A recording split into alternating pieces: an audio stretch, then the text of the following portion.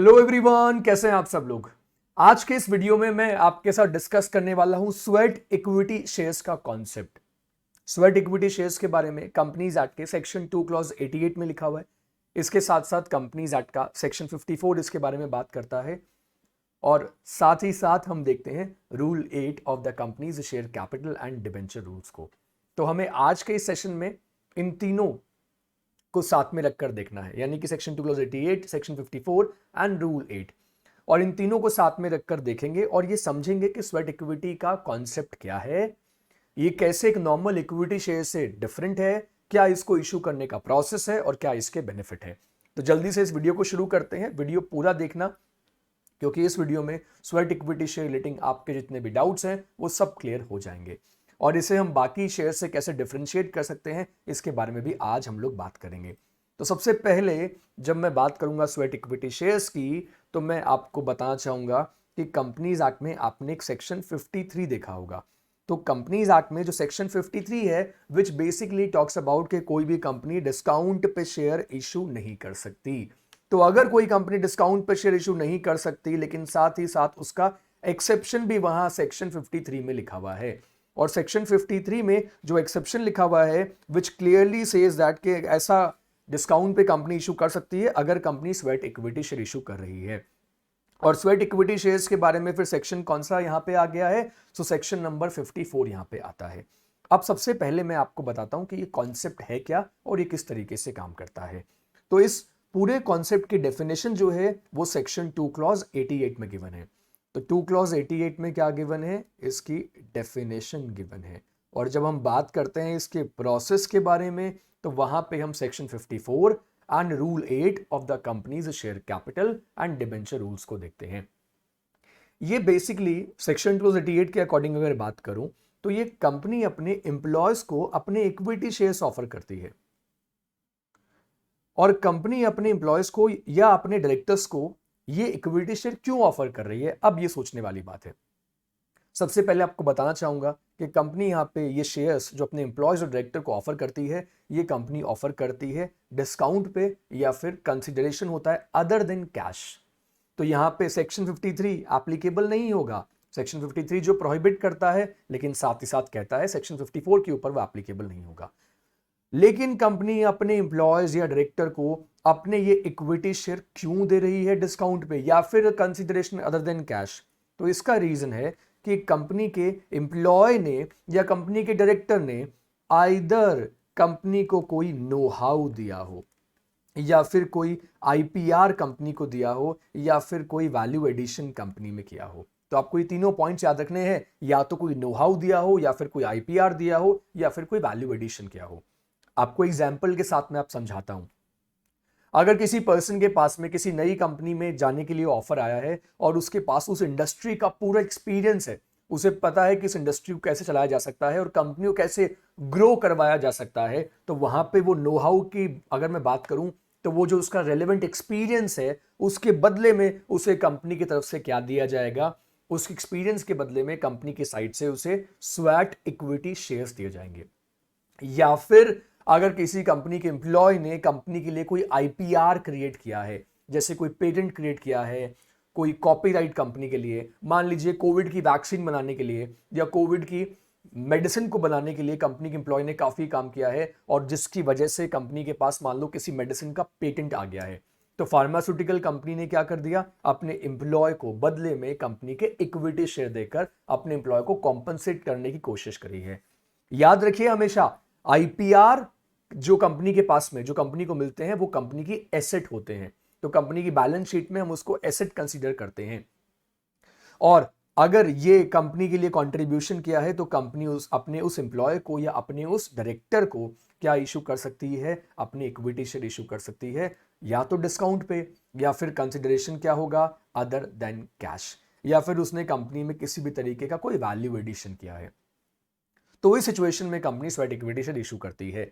अब आपको यहां बता दूं कि sweat equity share employ stock option से बिल्कुल अलग होता है, क्योंकि एम्प्लॉय स्टॉक ऑप्शन के बारे में तो सेक्शन 62 में लिखा हुआ है।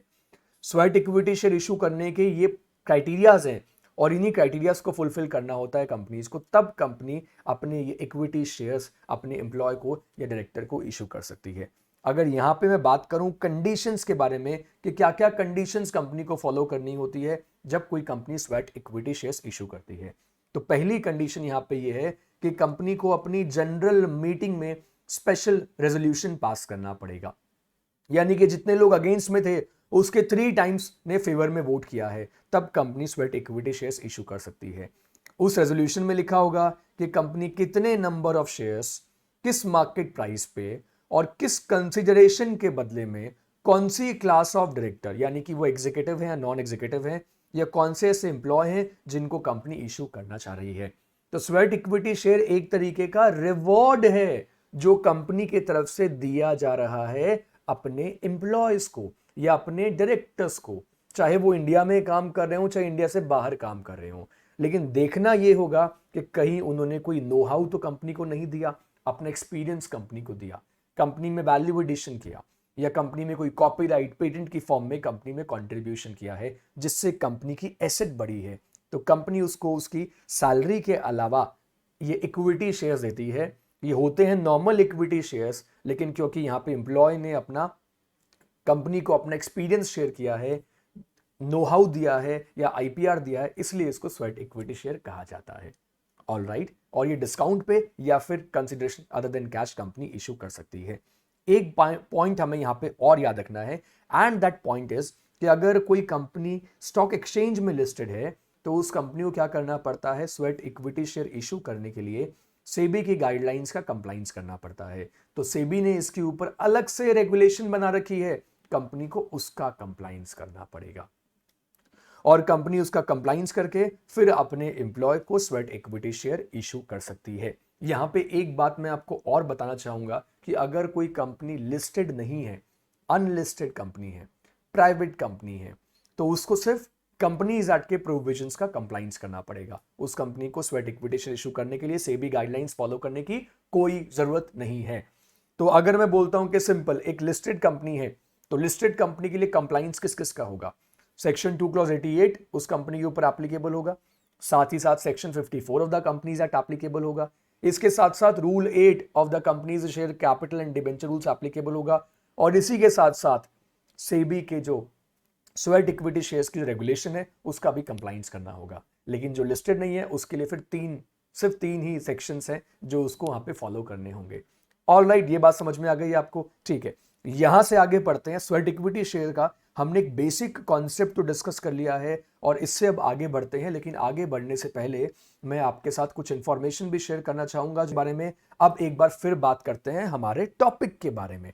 तो हम जो टॉपिक अभी डिस्कस कर रहे थे कि स्वेट इक्विटी शेयर कंपनी अपने एम्प्लॉयज को या अपने डायरेक्टर को इशू करती है। आपने शायद रिलायंस इन्फोकॉम का नाम सुना होगा। मैं जियो की बात नहीं कर रहा हूं, टॉकिंग अबाउट रिलायंस इन्फोकॉम, जो रिलायंस की पहली टेलीकॉम कंपनी थी। तो अगर आप कभी गूगल करोगे, उसके बारे में पढ़ोगे, तो आपको पता लगेगा कि तब रिलायंस इन्फोकॉम की तरफ से श्री मुकेश अंबानी जी को भी स्वेट इक्विटी शेयर्स इशू किए गए थे। तो अब यहां पे सोचने वाली बात है कि उनको स्वेट इक्विटी शेयर्स आईपीआर के बदले में इशू नहीं किए गए थे। उन्होंने कंपनी को कोई ऐसा कुछ पेटेंट या कॉपीराइट नहीं दिया था, तो उनका जो नो हाउ था, उनका जो एक्सपीरियंस था, उसके बदले में कंपनी ने उनको स्वेट इक्विटी शेयर्स इशू किए थे। यहां पे अब क्वेश्चन ये आता है कि एम्प्लॉय का मतलब क्या है। जब हम स्वेट इक्विटी की बात करते हैं तो ये बात याद रखना कि स्वेट इक्विटी शेयर्स में आप एक परमानेंट एम्प्लॉय को ये इशू कर सकते हो, टेम्परेरी एम्प्लॉय को इशू नहीं कर सकते। चाहे वो एम्प्लॉय इंडिया में काम कर रहा हो, चाहे वो इंडिया के बाहर काम कर रहा हो, चाहे वो कंपनी का होल टाइम डायरेक्टर हो या ना हो। मतलब this could be an executive director और this could be an non executive director. Employ या डायरेक्टर जो है वो होल्डिंग या सब्सिडरी कंपनी का भी हो सकता है, चाहे वो इंडिया में हो चाहे वो इंडिया से बाहर हो। तो ये बड़ा लिबरल प्रोविजन है, इनमें से आप किसी को भी स्वेट इक्विटी शेयर इशू कर सकते हो। प्रमोटर्स के बारे में यहां पे कुछ नहीं लिखा हुआ, सिंपली लिखा हुआ है director and employees of the company. और जो कंपनी यहां पे स्पेशल रेजोल्यूशन पास करती है स्वेट इक्विटी शेयर इशू करने के लिए, वो हमेशा वैलिड रहेगा फॉर 12 मंथ्स। तो जब कंपनी ने इसके लिए एसआर पास किया, शेयर होल्डर्स को बताया कि ये हमारे शेयर्स की करंट मार्केट प्राइस है और हमारे ये एम्प्लॉय या डायरेक्टर ने हमें बदले में ये दिया है और हम उसको देना चाह रहे हैं इसके बदले में कंपनी के इक्विटी शेयर्स, तो ये वैलिड रहेगा फॉर 12 मंथ्स। कंपनी यहां पे वैल्यूअर की भी हेल्प लेती है। वैल्यूअर बेसिकली क्या करता है, वैल्यूएशन करता है क्योंकि उसी वैल्यूएशन के बेसिस पे तो कंपनी के एम्प्लॉय या कंपनी के डायरेक्टर को स्वेट इक्विटी शेयर इशू किए जाते हैं। अब लास्ट यहां पे पॉइंट डिस्कस कर लेते हैं। एमसीक्यू में ये क्वेश्चन भी आ सकता है कि कितनी लिमिट है on issue of sweat equity share. तो अगर लिमिट की बात करें, so maximum 15% of the existing paid up equity share capital in a year. तो यहां पे देखिए जो मैक्सिमम लिमिट आ गई है वो कितनी आ गई है, ये आपके सामने है 15% of the existing paid up share capital in a year, और share of the issue value, shares of the issue value of ₹5 crore whichever is higher। तो ये एक बार की लिमिट यहां पे मैंने आपको बता दी है, लेकिन साथ ही साथ एक बात यहां पे जो प्रोवाइजो है वो कहता है कि स्वेट इक्विटी शेयर कभी भी कंपनी की 25% जो कंपनी की पेड अप शेयर कैपिटल है उससे एक्सीड नहीं करता। तो वन टाइम में हम देखते हैं 15% और ₹5 करोड़ whichever is higher, और लाइफ टाइम में हम यहां पे क्या देखते हैं, कंपनी में स्वेट इक्विटी शेयर कभी भी 25% of the paid up equity share capital of the company से एक्सीड नहीं करेगा। अब यहां पे स्टार्टअप कंपनीज के बारे में क्या लिखा हुआ है, अब इसके बारे में भी मैं आपको बता देता हूं। तो स्टार्टअप कंपनीज के बारे में यहां पे ये लिखा हुआ है, ये आपके सामने है, देखो। तो यहां पे जब हम बात करते हैं स्टार्टअप कंपनीज के बारे में, तो यहां पे क्लियरली लिखा हुआ है startup company can issue sweat equity share issue कर सकती है नॉट एक्सीडिंग, कितना कर सकती है स्टार्टअप कंपनी, तो स्टार्टअप कंपनी के लिए यहां पे लिखा हुआ है 50%। तो 50% of the paid up share capital of the company up to 10 years from the date of its incorporation. तो वन टाइम में हमने देखा 15% की लिमिट है, एनी टाइम में हमने देखा यहां पे लिमिट कितनी है, एनी टाइम में 25% of the paid up share capital of the company, लेकिन एक बार में हम 15% एंड 5 करोड़ हम उसमें से देखते हैं विच एवर इज हायर। और जब हम बात करते हैं स्टार्टअप के बारे में, तो स्टार्टअप के बारे में लिमिट कितनी है ये आपके सामने है, 10 साल तक कंपनी 50% तक इशू कर सकती है। पहले ये लिमिट 5 साल तक हुआ करती थी, बाद में इस लिमिट को अमेंड करके 10 साल की लिमिट यहां पे कर दी गई है।